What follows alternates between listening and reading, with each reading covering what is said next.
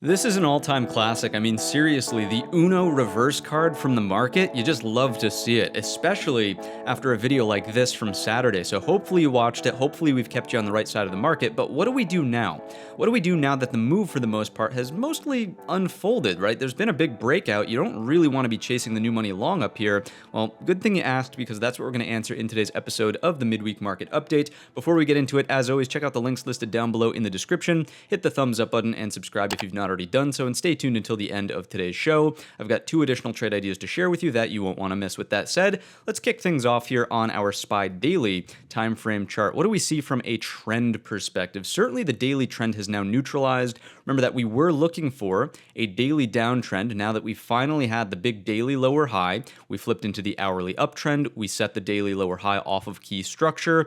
And now that we've broken that level, again, Uno reverse card, we've got a flip-flop. The daily trend at best is neutral. It's no longer a downtrend because we have produced from here to here now a brand new higher high. So you can't call this a downtrend. It might be a little too early to call it an uptrend without a definitive higher low. You could argue that this is a nuanced higher low, but ideally going forward, I'd like to see a higher low somewhere above the neckline of this as a double bottom pattern at that 445 level. We've talked almost until we're blue in the face about this level, remembering it as prior resistance, the gap area from the prior CPI cycle, the bottom of what used to be now overhead supply. Now that we're above it, it's kind of going to act as demand on the downside, hopefully at 445. It's the daily 50 SMA. It's a number of things there. If you want to get nuanced, it was the resistance trend line as well. Now that we're above that, again, it's very difficult to say that you have a daily downtrend, and the trend is much more so neutral, and we're looking for the daily higher low to form above 445 on a retest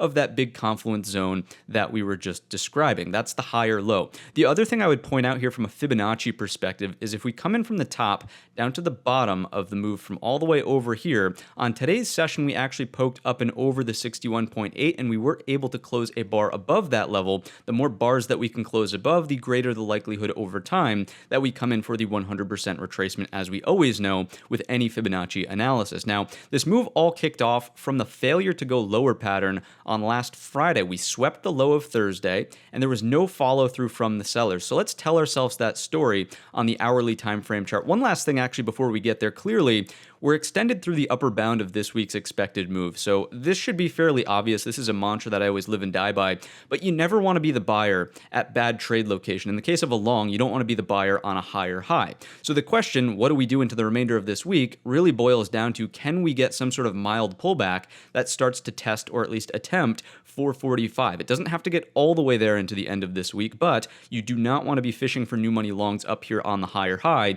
Even if the market does move to close this overhead gap, which is 453.50 up to 455, I would still be an advocate for not chasing the long here and being more patient, waiting for a better intraday setup with better risk-reward location instead of just arbitrary longing the highs, right? Even if it goes there, I will stand by that analysis 10 out of 10 times. So let's move on down to the hourly time frame chart now and see what's going on from this perspective. Again, it's really important that you tell yourself the story of ultimately what unfolded here. Clearly, this is now an hourly uptrend with lows, higher lows, clearly a high and a big-time higher high. There's a strong opportunity for the higher low that we've been talking about. So what's this story? What's the narrative that we need to understand to really wrap our heads around the price action here? So we discussed on the Saturday update how Friday was a failure to go lower. Anybody who longed into the afternoon of Friday's session, it goes into Monday, right? And we open on a gap up. When we gap up and hold over Friday's range high, that validates the Friday buyers and starts to make shorts nervous from the end of day spike on Thursday of last week when we saw the downside momentum. So Monday is already sort of validating more of an upside move. Tuesday comes along and Tuesday breaks out over Monday's high, further validating longs from Friday and even longs who entered on the Monday gap up, buying that gap up and over the high of a daily hammer candle, right? And further than that, when we breach and get an intraday higher low over 445, you can definitively say that anybody who entered the market short on the Thursday breakdown of last week is now underwater. So shorts are all the way squeezed and longs are being validated who entered on the Friday failure and the Monday gap up. Now, Wednesday, today's session is interesting because obviously most of the move has already unfolded. Anybody who's entering longs now up here is late to the party, and these folks are the ones who act as a threat to the downside. Why do they act as a threat to the downside? Because if they don't immediately see follow through in the upward direction, they presume, darn, we missed the trade. We're going to close out of those longs. So what does that cause? Well, people closing out of longs now means that underneath structure, we can see some selling pressure. And in my eyes, that's what we want to be thinking about into the remainder of this week. Wednesday's low, and really Tuesday's high as well, at 448.75 is a key level. If we're consolidating above that, I would say it's neutral, and there's the opportunity to build out an hourly bull flag up here well above the double bottom neckline, just not even close, right? But if we do take out Wednesday's low, I think that's where this turns into overhead supply. Longs late to the party realize, dang, I bought at the worst possible time, right? The move's already unfolded. They add selling pressure. That's where you see that deeper pullback to test 445. Let's take a look at the anchored view apps just to see if they're adding any confluence to the analysis here. And I would argue 100% yes. I mean, everything is confluence at 445. The anchored view app from here, the anchored view app from here, the high of the entire move, anchored view app basically right around 445. And you can also see the anchored view app from the Tuesday breakout is confluence at the 448.75. So once again, to talk about situations, this is neutral consolidation staying over the anchored view app from the breakout. If we break and go lower high underneath, you can trade that in the downward direction. You can trade for a snapback down into the expected move, but please just understand that you're trading now counter trend to what is clearly an hourly break in the upward direction from a daily reversal pattern here up and over that neckline at 445. So in the sense of not overstaying your welcome, when we get to 445, you should be covering a majority of your shorts and possibly thinking about a reversal back in the upward direction. So that's sort of the pullback situation. Anything that does go underneath 445, it's not the end of the world until we break Monday's high, which is at 443.25. And the case to be made there is that there's still an opportunity for a higher low, higher low, while still validating the longs who entered on that Monday session, right? So those are the downside pullback levels. Anything beneath, I would say, obviously this becomes a threat, lower high underneath 445. If we start trading in this zone underneath 443.25, that would definitely be like, okay, maybe this is just end of month sort of markup and it's all a fugazi. Again, I don't really believe in that. If the price is print, the price is print. So I'm still a believer that this would be a primary objective into the future here off of 445. Just continuing to drift in the upward direction as we talked about on the daily time frame chart, very, very difficult to be a new money long at this terrible trade location. I would not be an advocate for that. Even if the balloon continues to float away in the upward direction, for anything longer than a quick scalp higher, terrible trade location. You need a 5-minute setup. You need some sort of intraday pullback above an upward sloping VWAP. If you get something like that and you want to be quick draw McGraw on the scalp to the upside, be my guest, but just understand where you're participating in the grand scheme of the trend sequence here on the higher high. With all of that said, let's take a look at some supporting evidence. One last thing, actually, this one just struck me in the back of my mind. If we come in from the low of Friday to the top, I already looked at this, which is why it just struck me in the back of my mind, but the 38.2, perfect confluence once again with your 445. It really doesn't get any better than that. Something that does this into the future, very tradable, high probability, or at least I'll be taking that stab, 10 out of 10 times, 445. So now let's move into some supporting evidence. Market internals are always Exhibit A. If you're not familiar with this screen, check out the video tutorial in the top right-hand corner. Our job here is quite simple. Do the internals validate the breakout from Tuesday, or are they massively divergent? And I don't know about you, but they certainly validate, right? If we look at Tuesday's volume flows individually on that day, we are well up and over 300 million. Net flows on the week are sitting at 591 million to the positive side. Net flows cumulatively on the week, to be called substantial, need to be outside of 500 net, positive or negative. We're already there as of Wednesday's close. So overall, volume flows are bullish this week. Obviously, Monday's context is bullish as well.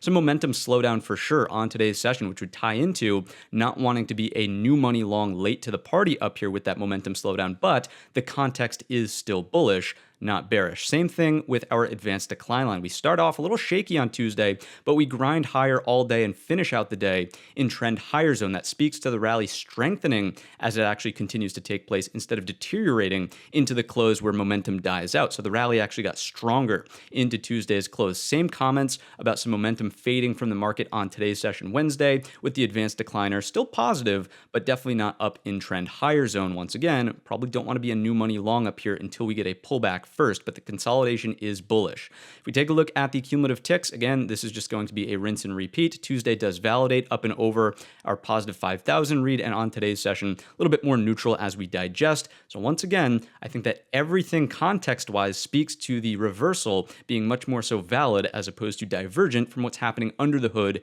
in the broad market. Market profile is always Exhibit B. If you're not familiar with this screen, check out the video tutorial in the top right-hand corner. For the most part, what's going on with value area and our point of control. Here's Monday, here is Tuesday, and here is today's session Wednesday. Obviously, value area continues to be breakaway and clean to the upside, as is the point of control. But this does set up a little bit of an issue, right? This certainly would validate the move in the upward direction. People are willing to commit volume up here at these higher prices. But for the pullback to unfold, I think the first step here could be turning the Wednesday session value area into overhead supply, meaning a breakdown underneath value area low, 45.15, turns these buyers into sellers, right? If they start stopping out, if they're poorly located longs, they start stopping out. We break down underneath 45.15, and what's the retracement, right? You would want to see a deeper pullback, probably to this area right here, the beginning of the single prints over on the Tuesday session, right? Because these certainly are single prints, that represents thin structure. But what is important about the beginning of the single prints right here? Let's call that 44.70 for round numbers sake, right? This is the pullback that we're looking for.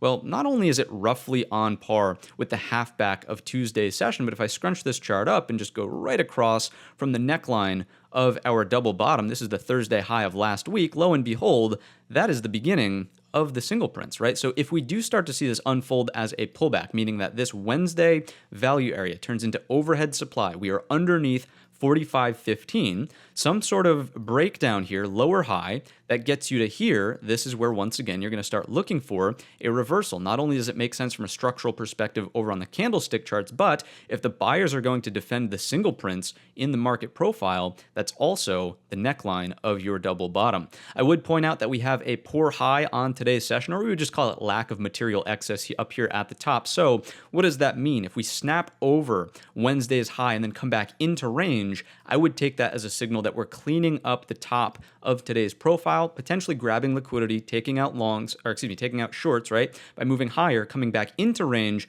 threatens this now as overhead supply. And once again, the level I would carry forward is 45.15, lower high underneath, and we'll look for the pullback to the beginning of singles down here closer to 44.70. Jumping back on over to the platform to evaluate the weekly performance of our sectors reveals that the XLK heaviest weight risk on sector, the tech sector, leads the pack up 2.84%. It's followed by communications up 2.83%, and then the XLY, consumer discretionary, up 2.69%. All three of those are heavy-ish weight. Certainly the XLK is heavyweight risk on style sectors. So from a posture perspective, this certainly makes me feel more neutral about the daily trend instead of still clinging on to that hope that, yes, there is going to be some massive daily lower high. The market's going to fall apart and go to hell in a handbasket.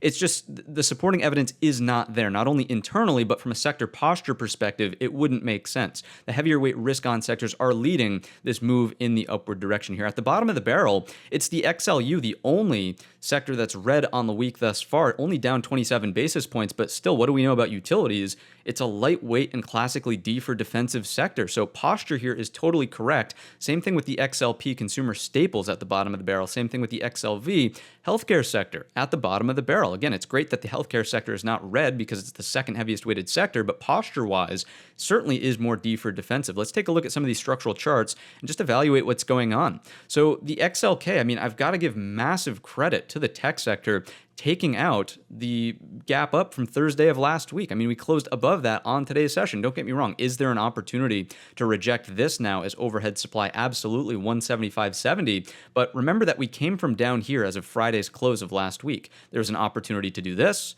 There was an opportunity to do this. And we find ourselves closing above the top of that Thursday bar from last week. So again, credit where credit is due. We're really not all that far removed from the highs here. Again, still an opportunity to pull back into the end of this week, but is that not exactly what we want from the S&P as a whole to actually get in with better risk reward? What do you want to see out of the XLK? Any pullbacks just want a daily high or low now up and over or at 170.25. So watching that relationship closely, obviously if it does continue to drift higher, it's bullish pressure for the broad market. XLC Communications, same sort of concept here, up and over the neckline of this now as a double bottom. The number to beat is 66.75 on any pullbacks. Little consolidation digestion doji on today's session. Momentum is slowing down as we come into resistance. Is it reasonable that something like this unfolds? Absolutely. But once again, that's what we want for tighter risk reward to actually participate in the broad market as a whole. Let's take a look at the XLY. Consumer discretionary, a little bit more work to do, a little bit more far removed from these local highs, testing this level, the overhead supply lows on today's session.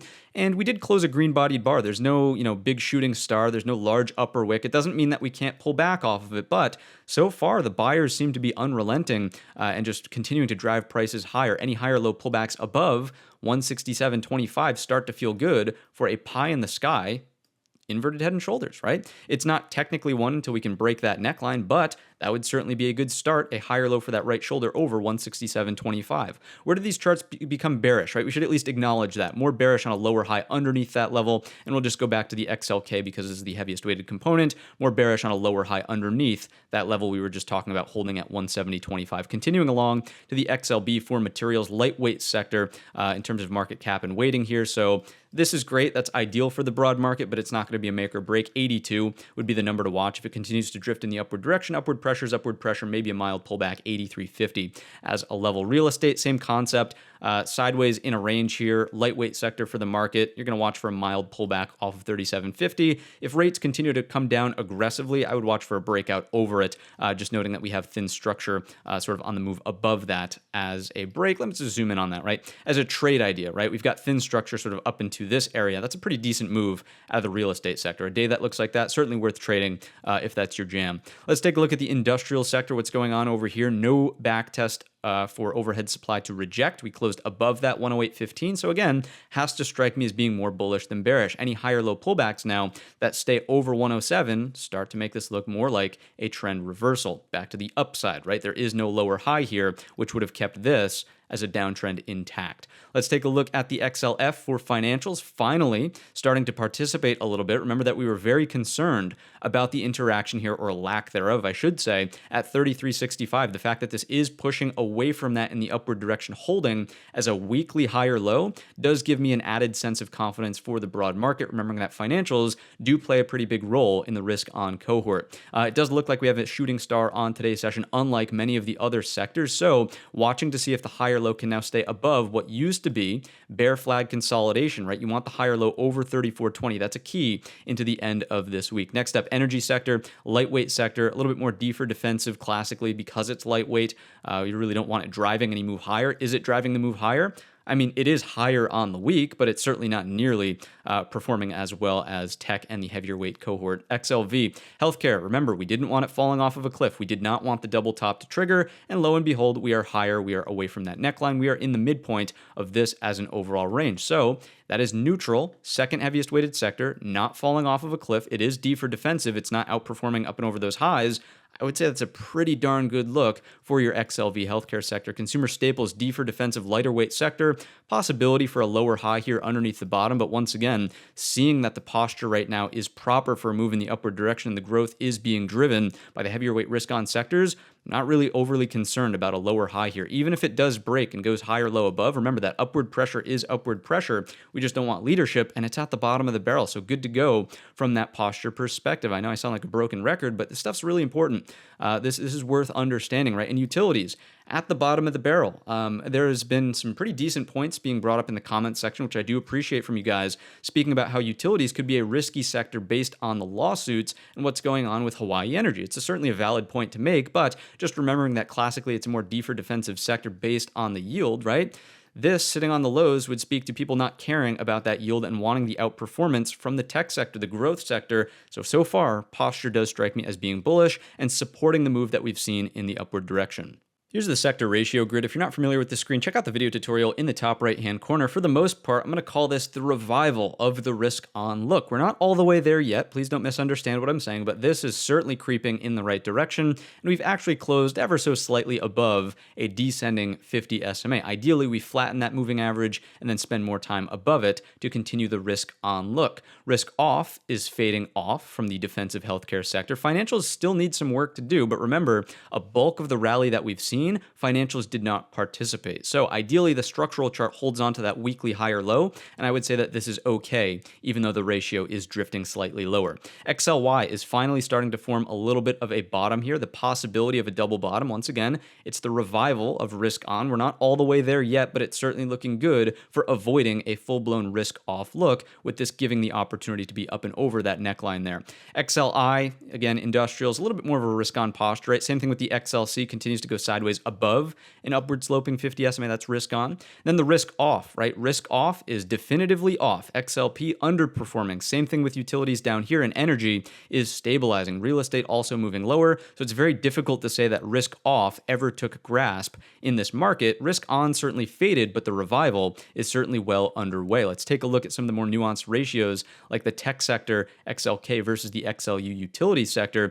Good thing we were patient in here. Remember what we were saying the entire way. You can go back, you can watch the videos, you can quote me.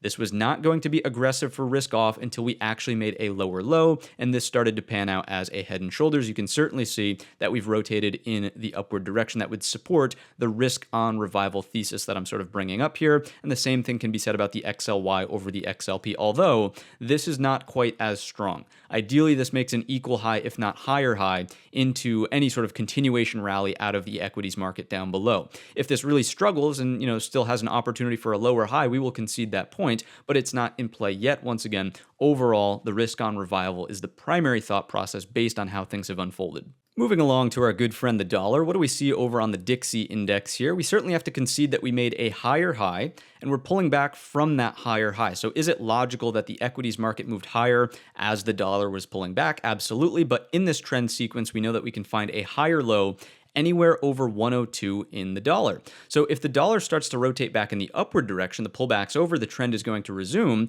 that would certainly imply a little bit of downward pressure for the equities market. Why do I bring this up? Because if the dollar can produce a double top here and then break down underneath the neckline, let's just say that the neckline is 103, that would be your bull case for equities to come back and retest the neckline of the double bottom over here, something that looks like this. Let me clear that up and try one more time. Here we go. There's your double top. There's your sort of breakdown underneath the neckline 103. That would equate to equities potentially following the bull path of a pullback as we get the rally here for the equal high. As we start to break back down off of the equal high, that's where we start to turn off the retest of the neckline and make the move in the upward direction. Obviously, we are projecting here and sort of relying on the double top coming in the first place. It's one path that would support the bullish thesis for equities down below. If this continues to make the rotation up here, it's probably a much different look for equities down below, and we would have to adjust on the fly. But that's the path forward I can see if we're looking for continuation and this stronger reversal to stick in equities down below. How does the gold contract feel about this? Let's take a look at the GC, and what you'll notice over here is that there is actually the opportunity for this to confirm with what was once support, then acting as resistance. Now that we've broken through it, we can catch ourselves for a higher low in the gold contract over 1950, and that would support the dollar continuing in the downward direction, thus being bullish for equities over here. Again, a little bit of projection going on there, but that's one potential path that supports the bull case for equities and a stronger daily reversal. Let's take a look at the TNX, what's going on with our 10-year interest rate. You can see that we are pulling back off of a higher high from a purely technical perspective. We'll get to the fundamentals in just a second. From a technical perspective, right? Higher high, pullback, certainly can afford a higher low over 4% or 40 in the TNX. As long as we're above that, there's no reason to believe that rates are going to aggressively start falling off of a cliff. If we want to see rates moving lower, you need the lower high underneath 4%. 10-year needs to get underneath 4%, then we would be talking, right? As of right now, from a technical perspective, still looks like we're in an overall uptrend, and we know about the major sentiment shift with the multi-decade trendline break on the weekly time frame charts. However, Let's pair this with a little bit more context from the inverted ZT. Ignore the gap down. That's really just a contract roll. Just think about the directional vector all this week. It's been down, right? What would that imply? We know that in this box, we're neutral on the Fed raising rates one more time. No more rate hike if we're in here. We're not expecting a cut, but there's no more rate hike. As we were above the box, it was, hey, watch out for November. Another hike is in the pipeline. Seeing ourselves lower, and we could just undo the inversion as well, and this will sort of clear things up for us. If we take a look at just the ZT, and I'm going to go ahead and clean this up. Bear with me for just a second, adjust for contract changes, and let's take a look at something like a 30-minute intraday time frame chart. The main point I'm trying to illustrate, again, the directional vector, this is no longer inverted, so higher is good if you want to be neutral on the terminal rate, right? Higher and higher. What are these time frames? Well, lo and behold, this is JOLTS, and this is the ADP non-farms. Right? So what would that tell us? The market's really paying attention to the fundamental data that's coming out. And if Jerome Powell is going to be data dependent, we've seen some pretty darn good data that would support the idea that just holding rates steady is going to be the right move. The labor market is softening a little bit. Let's take a look at the tracker tool and some of that data now. The prolonged pause is back on the tracker tool here, which makes sense based on the ZT that we were just looking at, but this is in direct conflict with what we just saw as of the conclusion of Jackson Hole. If we look at the probabilities from Friday of last week, you'll notice we were anticipating one more rate hike in the November timeframe. And personally, this is kind of anecdotal. I do believe the market could withstand one more rate hike with Q3 GDP forecasted to come in at 6%. But nonetheless, the main takeaway here, the fact that we're back in this column, no additional rate hike, would be an implication that the market's trying to price in the terminal rate and Jerome Powell ultimately remaining data dependent. If we look at the data we've gotten so far this week, JOLTS comes in underneath the expectations, prior is revised in the downward direction. ADP non-farms comes in underneath the expectation, prior is revised in the downward direction. This one is important because we know that in the prior readings, we were blowing out the expectation to the upside. So to see the labor market softening now in the private sector based on the ADP report is a pretty decent indication that yes, Jerome Powell's policy and lag impacts are continuing to take effect on the labor market. You'll also note that these aren't like staggering reads to the downside. This is not a threat, especially with GDP at roughly 2% for quarter two on the preliminaries here. That's not a market that's moving into recession, right? Growth is still fine, especially with a forecast of Q3 at 6% from the Atlanta Fed, with JOLTS still reasonable amounts of job openings per person. We're kind of navigating this path for a soft landing, so to speak, quite well. And if Jerome Powell is going to be data dependent, these are exactly the numbers that he wants to continue to get. You can even look at something like the quits, and this is our Twitter feed. We posted this on Tuesday when the numbers came out, but you'll notice that quits are right back down at the pre-sickness level here, meaning that people aren't leaving jobs to go look for higher paying jobs, reducing the odds of a wage price spiral, basically. So this would be an important factor for Jerome Powell, that he is getting what he wants out of the lag impacts, right? If we take a look back on over at the calendar, what's the wild card? The wild card has to be PCE, right? And that's going to come out tomorrow morning at 8:30. We'll be live for the pre-market prep at 8:15. You can join us here on the channel together, but this needs to come in at the expectations, 0.2 or better. Maybe, just maybe, the market can get away with a 0.3 here. We do know that energy moved substantially higher in the last couple of months, so we'll watch to see if that's reflected. But if core PCE comes in line, that would be a sign that inflation continues to subside. Remember that this annualized is fine for a 2% target, right? You want to see a mix of 0.2 and 0.1s. A couple of 0.3s aren't going to break the bank, basically, especially, so that's the rainbows and butterflies situation, especially if unemployment rate remains stable at 3.5%. Soft landing is looking, I don't want to say imminent, but it's certainly more favorable, and the market once again is going to try to price in the fact that Powell is going to pause here instead of continue to raise rates in the upward direction, relieving some of the pressure on the tech sector, continuing to fuel the gains there, which, as we know, are the heaviest weight risk on sector. If this surprises to the upside, if core PCE surprises to the upside and we come in at let's just say 0.35, 0.4, 0.5, game over. Fed's hand is forced. We will see another rate hike in my eyes, and the market will not respond favorably to that. All of the gains that were sort of garnered this week out of tech, in my eyes, will evaporate. So core PCE, wild cards. So far, so good with the data we've gotten. This one needs to come in line, and the market probably remains bullish into the end of this week. If it's a big miss and we're out of expectations, look for lower. What about the market's appetite for risk? This is the TLT ratioed to the S&P, continuing to base down below, so we'll give some credit where credit is due, but certainly no break of our resistance trend line. So no flight to safety, and certainly speaks to decent risk appetite for equities down below. If that relationship is broken because of the lack of faith in the long end of the curve, especially in relationship to equities, we can look at shorter dated bonds in relationship to one another, and this is moving lower this week, lower this week, lower this week. That would speak to, once again, strong risk appetite for equities down below. Ideally, we make those lower lows that we talked about on the Saturday video. We're moving in the right direction, but we don't have them all the way there yet. We need this, this, and this over here. Long end of the curve is the closest to making that change up. Let's take a look at some credit spreads moving in the right or wrong direction as the breakout has unfolded. This is agreeing. This is agreeing. So no major divergences to speak of from a risk appetite perspective. Same thing with the HYG, junk bonds basically in isolation. Big time higher low out of the market. Big time higher high, big time higher high out of the market. No divergences to speak of. Once again, everything is sort of agreeing with the move in the upward direction thus far. Let's take it one step further. A little bit of a stretch here today. What's going on with Bitcoin? Certainly agreeing once again with risk appetite remaining strong. Not that it's one-to-one with equities down below, we'll always say that, but if Bitcoin wanted to break down more aggressively, there was thin structure back down here, and it just simply didn't take place. Obviously, we had some news with the grayscale stuff today, but regardless, risk appetite across all of these instruments we've just looked at remains pretty healthy as this rotation in the upward direction takes place. On Saturday, market breadth was an issue. As of today's close, we are back above the zero line in new highs versus lows. In the SPX A200R, we're starting to see a little bit more of a substantial reversal off of the 50% mark. That is more bullish than bearish.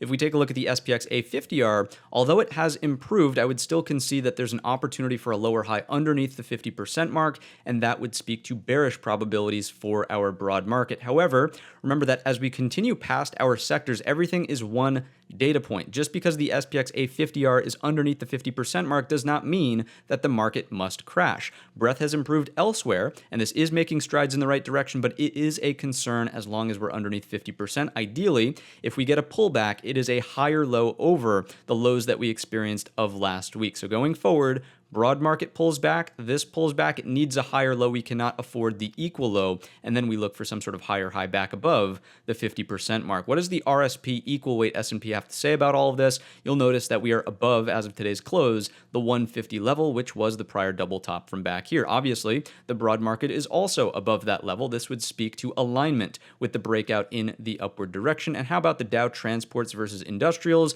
Both moving in unison in the upward direction here, holding on to roughly prior areas of resistance, so that would speak to a lack of divergence, and everything, once again, is playing nicely in the upward direction. The main thing to watch out for is that pesky SPX A50R. VIX volatility crushes underneath the 15 handle. Is anybody surprised by this? You shouldn't be. If you watched Saturday's video, you basically know that we were looking at the VVIX, which on a relative basis, if this is that same range, here's Friday's close, well underneath the bottom as a precursor, spot on. So we are moving closer to complacency lower zone, but we have not yet spent a substantial enough amount of time here at the 75 handle. That's the next watch. If we continue to go sideways here, the more time we go sideways, the slightest uptick in volatility starts to become a stronger cause for concern, but we just don't have the time component yet. So watching for the complacency effect, but so far so good. Everything about the volatility relationship right now would speak to stronger odds for a bull case. Even look at this, stronger contangos, and the one-day VIX has broken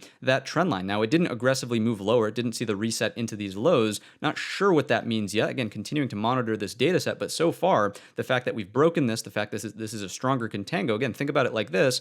Money managers are happy to allocate capital in a condition where volatility is lower in the present day versus an unknown future. When this inverts over zero, becomes an issue. And as the pullback unfolded from last Thursday, as we've seen this breakout in the upward direction, nobody's really scared of volatility right now, speaking to better bullish odds instead of bearish odds. QQQ daily time frame chart. What do we see here? Certainly similar concepts to our S&P daily, with a brand new higher high being produced over the high of Thursday's gap up from last week, and thus the daily trend has neutralized. This all stemmed from the failure to go lower on Friday of last week, and once again we'll see on the hourly that we validated the buyers on Monday's session and we squeezed out the shorts on Tuesday's session. We do find ourselves well extended through the upper bound of this week's expected move, so new money longs up here, probably not. You're chasing the move at this point. What's the ideal pullback. It's a retest of the key level here once again at 372. Prior resistance, CPI business. 50 SMA is slowly going to creep higher the more time we spend above it, obviously, but also most importantly, your lower high from the Thursday gap up. So a pullback to that 372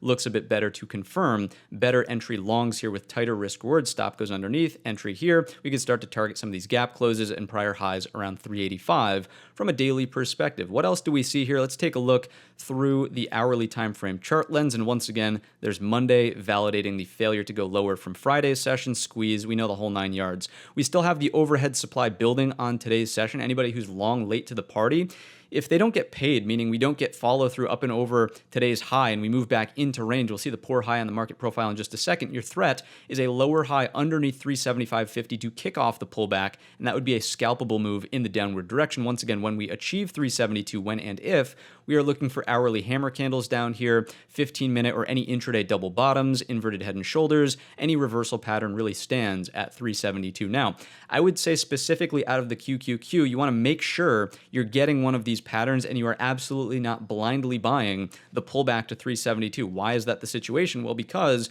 we have incredibly thin structure here and here from the breakdown. There's nothing stopping the QQQ if we fail to hold on to 372 from rotating all the way back down to Monday's highs at 367. So you don't want to be long from here, have to weather a pullback all the way to this just for the possibility, we don't know at that point, for a higher low on the hourly chart. Your daily would sort of be, much more so neutral, not holding that 372, right? So make sure you have the reversal pattern here and you're not just blindly buying that. Again, 367 would be the thin structure retracement. If you're a stronger short bias trader, you want to see, again, your idea is this, and then this, stronger lower high under 372, no hold there, and moving right through this breakout and saying, you know what, it was all a fugazi. We're just going to evaporate all of those gains, and now we're back much more so in monkey mode, going sideways, in what is now going to start being a pretty volatile range down below. So watching that closely, and again, the reaction at 372. If we throw on, let's talk about upside actually first. Once again, if we do move higher, you've got to be quick draw McGraw. You've got to get a 5-minute pattern over an upward sloping VWAP. You've got to have some intraday well-defined risk.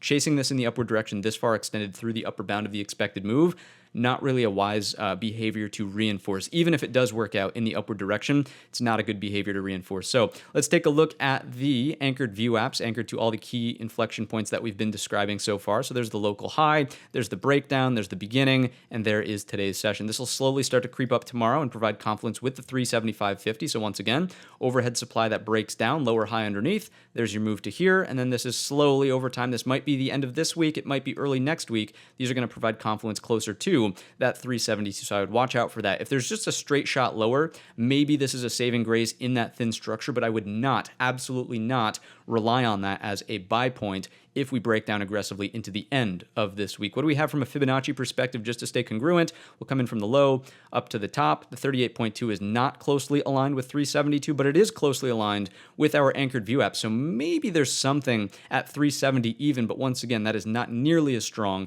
as 372 in the first place. So don't throw all your eggs in one basket just based on that one interpretation. We are up and over the 61.8, and this is much more so closely aligned with that 372 level. The more time we spend above, the higher the likelihood of a 100% retracement. What do the internals for the Nasdaq have to say about things? Certainly agreeing with the breakout on Tuesday. No big differences here compared to what we talked about in the NYSE. Confirming, and confirming. Bullish consolidation, and bullish consolidation on today's session. So if we don't break down underneath that level and we just consolidate out up here, maybe we get a really high and tight bull flag look, but it wouldn't be my first bet, and I would certainly want to see sideways digestion via a couple of days, not just a couple of hourly bars. You need a couple of days there to really confirm, great, we are getting price acceptance higher. Let's take a look at the market profile out of the NQ side of things. Similar comments, right? We have a poor high. If this is going to turn into overhead supply, you might repair that by breaking Wednesday's high, falling back down into range, breaking down through value area low at 15,450, kicks off the move to the downside. Your single prints begin at 15,290. 15,290 is the level to watch out of your NQ futures. Anything underneath that, you've got that thin structure retracement, probably back down to Monday's highs, much closer to 15,130. 15,130 would be that stronger downside for our futures traders. IWM Russell 2000 and the small caps are certainly looking more so like a failed bear flag in the downward direction, but we are retesting key overhead structure here at 188.25. Prior resistance, we sliced right through it, Can it offer a daily lower high and build out a stronger daily head and shoulders over time? Obviously, that's yet to be seen, and we would need to move through the neckline for that pattern to be valid. But this is where the right shoulder wants to form if it's going to form in the first place. So 188.25 is key resistance into the end of this week. We did not recapture the daily 50 SMA, and we did also close over the upper bound of this week's expected move. I'm not as concerned out of the IWM closing outside of the expected move because we know that we have a break from this balance range here. So if the buyers are going to remain in control, and this really isn't going to deteriorate into the head and shoulders, any pullback needs to hold a higher low above that balance at 185 on the daily time frame. Let's take a look at the hourly chart here and see what's going on. If we zoom in on that range, we can see it clear as day. There you go. There's the balance range. There's the daily bear flag, right? We've already broken and put a higher low above. So on the hourly chart, ideally the higher low is here at 186.50. Could we afford the daily higher low at 185? Yes, but the hourly chart really wants to put in the higher low here at 186.50 and then continue in the upward direction, making an equal high and firmly recapturing 188.25. That would be a bullish look for the broad market as a whole into the near-term future, right? Noting that IWM acts as a risk-on, risk-off proxy in small caps. Anchored view apps are playing nicely with confluence at that level, 188.25. If we do move lower, right, and we do put in something that looks like this, bears, if you want to see this fail on the daily and really produce the head and shoulders on the daily, you want an hourly head and shoulders to look something that looks like this. So that would be the path for the sellers. The path for the buyers is something that looks like this, and a clear recapture, once again, of 188.25. Into the end of this week, based on how we've closed up here, I would say that there's a strong opportunity for even this. Any consolidation above does fall into the bull category. This, your skeptical short side, still looking for that into the future. And once again, that is what the bears want to see, a lower high under that 186.50. Let's take a look at the internals. This is not so much on par with the strong move that we saw in the other two indexes, not making it up into trend higher zone individually on the Tuesday session. No trend higher zone over here. A substantial upside build, but certainly not nearly as powerful as any other stronger trending day. You can just look at the distribution of ticks here.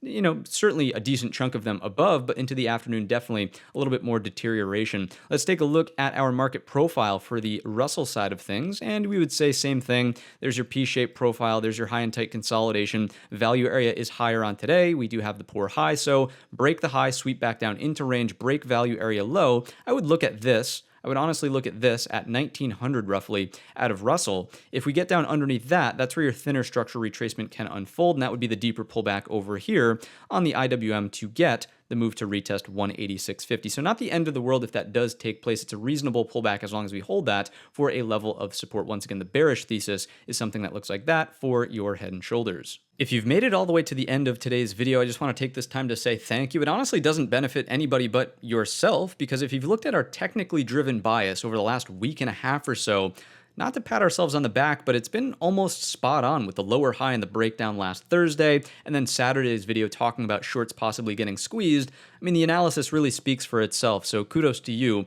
making it all the way to the end of the video. So Apple is up first on the chopping block for the core list of companies. Obviously, the earnings gap overhead is in play. That's 187.73, closes at 190.65. Just like everything else, do you want to be a new money long up here chasing the higher high? Probably not, unless you have tight risk reward on some sort of 5-minute intraday setup to trade for the gap fill outcome. As a longer duration trader or somebody looking for a more responsible entry, you could look for bull flag consolidation to hold over 185, or a slip underneath 185 is not the end of the world. You could certainly produce a daily higher low up and over 181.50 and sort of validate the retest of the inverted head and shoulders neckline here. 181.50, 180 area certainly could produce a daily higher low, and then we would aim for the equal high and the gap to be in play at some point in the future. Bears really only have a stronger edge here if we drift back down into this range underneath 180. Next up is Netflix. What's going on with Netflix? So our head and shoulders neckline 415 has been incredibly volatile and sloppy. However, with today's session definitively recapturing that 50 SMA, notice the upper wick here. We fall off of it. We go right to it on the Tuesday session. Today we close above. We also close back inside of this prior range. I would be looking for higher low outcomes over 427.50. Let's take a look on the the hourly time frame chart, we can see that. So there's your strong rally, right? Any consolidation, any pullbacks now want to hold something like this to firmly negate the breakdown of your daily head and shoulders neckline at 415. If we break down underneath, technically speaking, just like Apple, maybe you get the opportunity for a higher low on the retest of the breakout at 418.75, but for my liking, it's a little bit too volatile. It's a little bit too close to home at that 415 level. Once again, I would call that more neutral than anything else. The most bullish outcome is something like this into the near-term future to then trade for the gap outcome in the upward direction. 448.25 closes at 470. Next up is Tesla. I was dead wrong on Tesla, specifically on the Tuesday morning open. You can go back and watch the pre-market live stream, but we are getting consolidation over our prior range. So although wrong about this, I'm willing to change my tone the longer we can spend over 251, right? On the daily time frame chart, it would start to negate some of that downtrend type of feel, and there's the possibility for a bull flag to form in here and then follow through to get us deeper into this prior overhead supply. So willing to concede that as a little bit of a point here on Tesla. But back to the hourly chart, right? Do you want to be a long up here? That continues to be the main question I ask myself into the end of this week. Missed the move here, caught it in the broad market, great.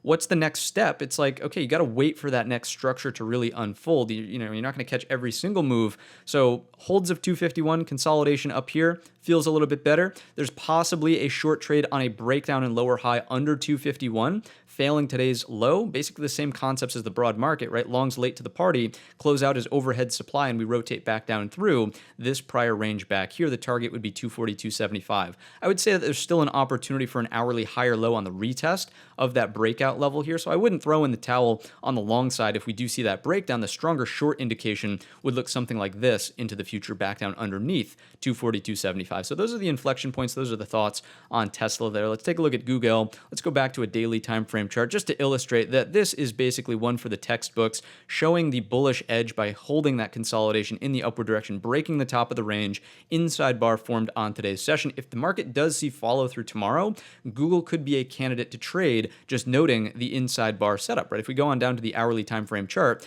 this is purely consolidation in the upper 50% of the range from Tuesday, basically. Maybe it's a little bit deeper than 50%, but you get the main gist, right? It's bullish and healthy consolidation over the prior top of the range. Next breakout over those equal highs brings you to close the gap overhead 139.36, closes 140.43. If this is going to turn into a double top, only trade for short-term bearish outcomes underneath 133.65 to 131.50. Because this one is bullish on the daily perspective for all the reasons we just discussed, I don't even think that I would scout that. I think that there are better short opportunities out there in the market through thinner structure. If you're intent on looking for a better entry out of Google, fine. If this turns into a double top and you break through the neckline, I would be thinking about this higher low off of 131.50 coming from our prior balance range in here, a retest of the top of that, right? Something that does that still has the opportunity to produce a higher low. Continuing along, taking a look at something like Meta.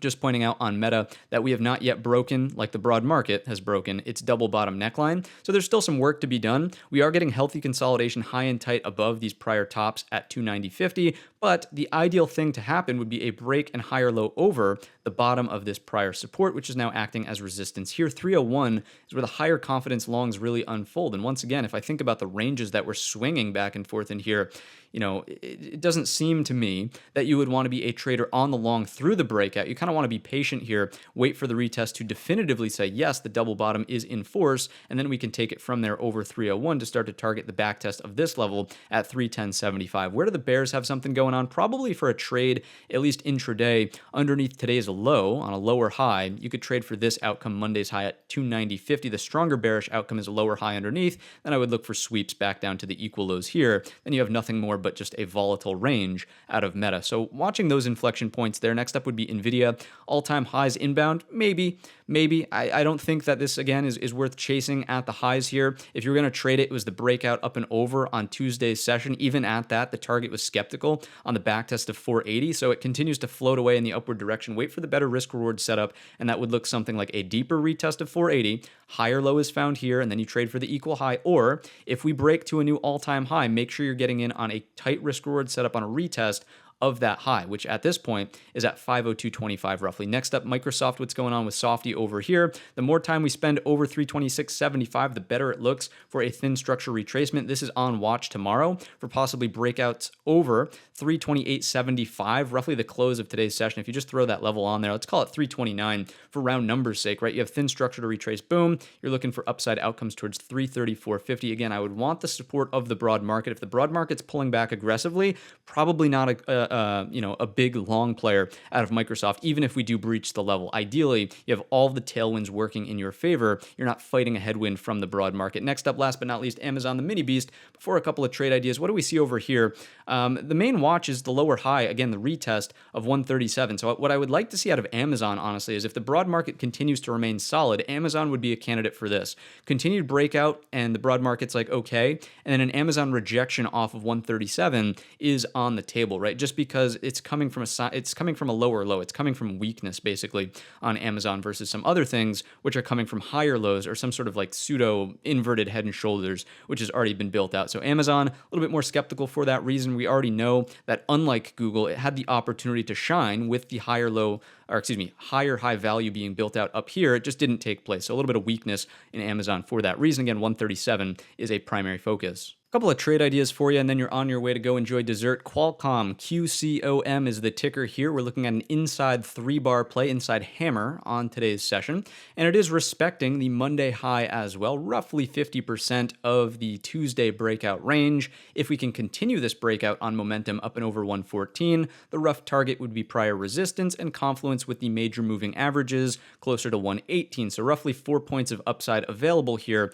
in Qualcomm, and I would want, just like some of the other setups we talked about, if we're trading for upside, you probably want the broad market's help, either staying high and tight for consolidation or at least not pulling back aggressively. If the broad market is pulling back aggressively, this wouldn't be my first thought to participate into the end of this week, regardless of how good the inside bar setup really looks on Qualcomm. We can take a look at the hourly time frame chart, just sort of illustrate the same concepts, right? There's your breakout, tried to move lower, high and tight consolidation into this afternoon session, break the inside bar high or the container bar high, and we're looking for that upper target there. 114 is the container bar high. Let's go back to the daily chart and give you your second trade idea before we are out of here for tonight.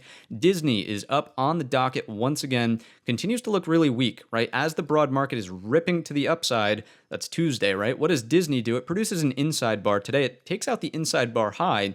No follow through, even though the broad market, albeit very sideways intraday, it did close higher as opposed to lower. So no follow through out of Disney, looking for shorts basically on any signs of reversal underneath 85.35. There's signs of relative weakness already, just looking for a short setup at decent location here. It can either pop and reject that level, or if we take out these lows here closer to, let's call that 83.65, looking for a 3-day balance breakdown to target the equal lows, and these are very precise lows. What do we know about precise lows? It's not often that those hold, right? So you would look for a sweep through that area. Disney would be our short setup. Qualcomm would be our long setup. That's going to wrap it up for today's episode of the Midweek Market Update. Hopefully you've enjoyed the episode or you learned something new. If you did, let me know down below in the comments section or by simply giving the video a thumbs up. Don't forget that we do have PCE inflation data coming out tomorrow morning at 8:30. We'll be live together on the channel, 8:15 for the pre-market prep. Hope to see you there. And with that said, I wish you a green trading week.